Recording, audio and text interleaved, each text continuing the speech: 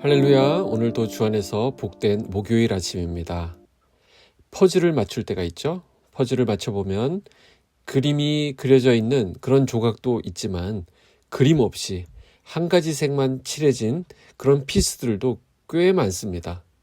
딱히 특별한 어떤 특징도 없고 어디에 놓아야 할지도 모르겠고 그래서 당장은 필요 없어 보이기도 합니다. 그런데 퍼즐을 하나하나 끝까지 맞춰가다 보면 알게 되죠. 그 조각들도 꼭 필요한 자리에서 나름의 역할을 한다는 것을 알게 됩니다. 그런 밋밋한 조각이 있으므로 가운데에 있는 그림을 더 돋보이게 해주는 배경이 되기도 합니다. 우리 인생도 마찬가지가 아닐까 싶습니다. 그림이 그려진 것처럼 중요한 일이 있는 날도 있지만 바탕색만 칠해진 것처럼 평범하고 심심한 날들도 있습니다. 하지만 아무 일 없는 하루, 그 특별할 것 없는 그 시간들이 우리 삶의 바탕이 되고 우리의 믿음을 단단하게 만들고 앞으로 다가올 중요한 순간들을 받쳐주는 배경이 된다는 것이죠. 성경은 말씀합니다. 범사에 감사하라. 이것이 그리스도 예수 안에서 너희를 향하신 하나님의 뜻이니라. 오늘이 특별하지 않아 보여도 하나님께서는 이 하루도 우리 삶의 아름다운 그림 속에 꼭 맞는 자리로 사용하고 계십니다.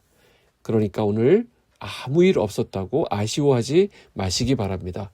주님 안에서 평범한 하루를 감사로 채워가는 복된 하루 되시기를 주님의 이름으로 축복합니다. 오늘 함께 묵상할 말씀은 요한복음 4장 43절에서 54절까지의 말씀입니다. 이틀이 지남에 예수께서 거기를 떠나 갈릴리로 가시며 친히 증언하시기를 선지자가 고향에서는 높임을 받지 못한다 하시고 갈릴리에 이르심에 갈릴리인들이 그를 영접하니 이는 자기들도 명절에 갔다가 예수께서 명절 중 예루살렘에서 하신 모든 일을 보았음이더라. 예수께서 다시 갈릴리 가나에 이르시니 전에 물로 포도주를 만드신 곳이라. 왕의 신하가 있어 그의 아들이 가버나움에서 병들었더니 그가 예수께서 유대로부터 갈릴리로 오셨다는 것을 듣고 가서 청하되 내려오셔서 내 아들의 병을 고쳐주소 하니 그가 거의 죽게 되었습니다. 예수께서 이르시되 너희는 표적과 기사를 보지 못하면 도무지 믿지 아니하리라. 신하가 이르되 주여 내 아이가 죽기 전에 내려오소서. 예수께서 이르시되 가라 내 아들이 살아있다 하시니 그 사람이 예수께서 하신 말씀을 믿고 가더니 내려가는 길에서 그 종들이 오다가 만나서 아이가 살아있다 하거늘 그 낳기 시작한 때를 물은즉 어제 7시에 열기가 떨어졌나이다 하는지라. 그의 아버지가 예수께서 내 아들이 살아있다 말씀하신 그때인 줄 알고 자기와 그 온 집안이 다 믿으니라. 이것은 예수께서 유대에서 갈릴리로 오신 후에 행하신 두 번째 표적이니라. 아멘. 자, 오늘 본문은 예수님께서 갈릴리 가나에서 행하신 두 번째 표적입니다. 자, 그렇다면 첫 번째 표적이 있다는 말인데 첫 번째 표적이 무엇이었죠? 바로 물로 포도주를 만드신 그런 사건이었습니다. 그러니까 오늘 본문에 나오는 왕의 신하의 아들을 살리신 이 사건은 두 번째 표적이 되는 것입니다. 그런데 그 두 표적 사이에는 중요한 연결점이 있습니다. 우선 그 두 표적이 있었던 장소가 모두 갈릴리 가나였다라는 것이죠. 이 말은 모두 유대인 지역에서 일어난 일이라는 것입니다. 그리고 그 두 표적 사이에는 사마리아 여인과의 만남이 나옵니다. 놀랍게도 사마리아에서 어떤 일이 있었죠? 사마리아 사람들은 표적이 없었는데도 예수님의 말씀만 듣고서도 믿었다라는 것입니다. 그러나 여기 이 유대인들은 표적을 보아야만 믿으려 했다는 것입니다. 그렇기에 예수님은 이렇게 말씀하시죠. 48절에 너희는 표적과 기사를 보지 못하면 도무지 믿지 아니하리라. 자, 이 맥락을 이해할 때 오늘 본문에 나오는 이 사건을 통해서 주님이 원하시는 믿음이 무엇인가를 생각하게 됩니다. 먼저 첫 번째로 믿음은 문제 속에서 시작된다라는 거예요. 오늘 본문에는 왕의 신하가 나옵니다. 그는 높은 지위에 있었던 사람입니다. 종도 있을 테고 권력도 있는 사람입니다. 그러나 그 인생에 위기가 찾아왔습니다. 사랑하는 자기 아들이 죽어가고 있었던 것이죠. 이렇게 되니까 이제 체면도 지위도 아무 소용이 없습니다. 그는 무조건 예수님께 달려옵니다. 사실 이 사람의 믿음은 성숙한 믿음은 아니었습니다. 급해서 찾아온 믿음이었고 기적을 기대하는 믿음이었습니다. 뿐만 아니라 자기 방식대로 해결해달라는 아주 초급 수준의 믿음이었습니다. 그런데 중요한 것은 무엇입니까? 그가 문제를 붙들고 가만히 있지 않았다는 거예요. 예수님께로 어쨌거나 나왔다는 것. 이것이 귀한 것입니다. 우리 믿음도 마찬가지입니다. 내가 완전해서 주님께 나가는 것이 아니죠.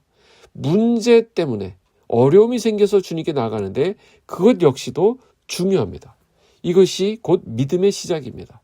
때로 주님께서 우리에게 문제나 어려움을 주실 때 그것으로 인해 주님께 나아가게 된다면 그것은 귀한 일입니다. 그것 역시 믿음으로 연결될 수 있기 때문입니다.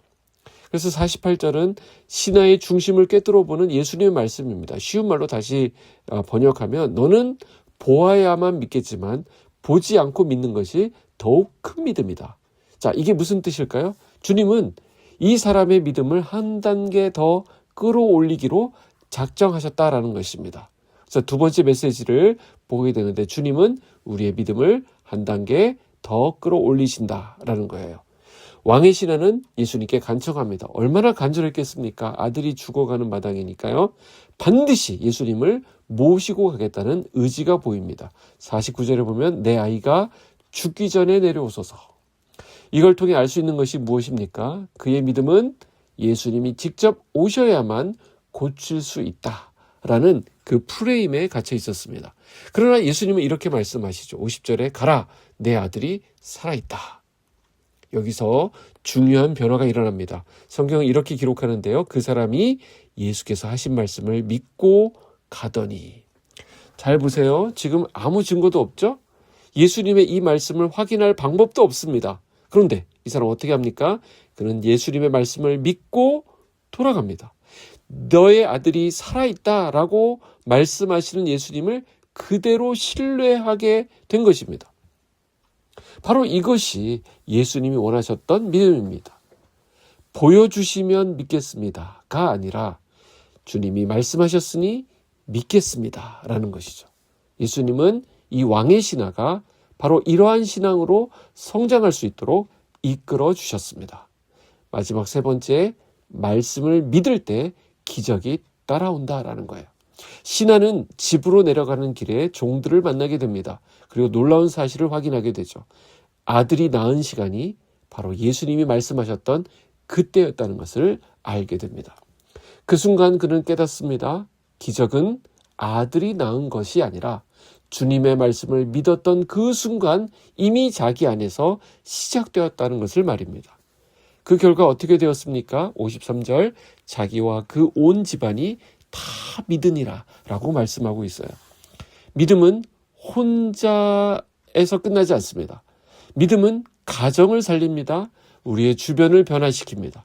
그래서 우리의 신앙은 세 단계로 자라게 되는 것을 알게 됩니다. 첫째, 문제 때문에 주님을 찾는 믿음이 있습니다. 문제가 생겨서 주님을 찾는 거예요. 둘째, 말씀을 신뢰하는 믿음이에요. 주님이 말씀하셨기 때문에 믿고 따르는 믿음입니다. 그 다음 세 번째, 다른 사람에게까지 영향을 주는 믿음입니다. 기적보다 먼저 필요한 것은 믿음입니다. 우리는 이렇게 말할 때가 많죠. 응답해 주시면 믿겠습니다. 문제가 해결되면 더 잘 믿겠습니다. 그러나 주님은 말씀하시죠. 먼저 믿으라.